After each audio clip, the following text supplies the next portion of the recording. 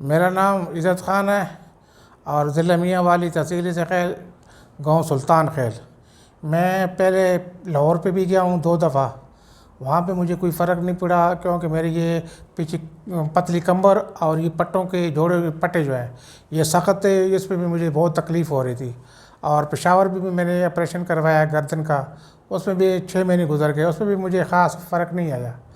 पिंडी में मैं 4 दफ़ा आया हूँ, वहाँ पे कंप्यूटर शवाओं के ज़रिए, लेकिन उस पर भी मुझे कोई ऐसा ख़ास फ़र्क नहीं है।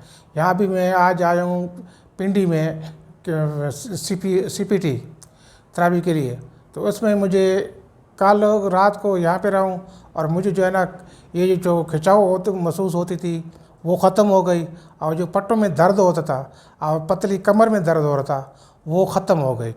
लिहाजा इसके बाद जो है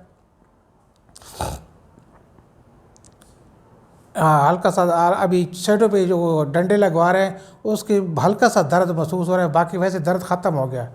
तो मैं तो ये कह रहा हूँ कि जो भाई इसको सुनना चाहते हैं, देख रहे हैं, तो ऑपरेशन से बेहतर है कि CPT करवाएं। और ख़र्चा भी इतना नहीं है, हर गरीब बंदा इस करा सकता है, जो थोड़ा बड़ा तो तनख्वाहदार वो कर सकता है।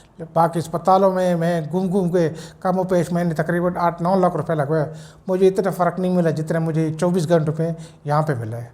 Thank you sir.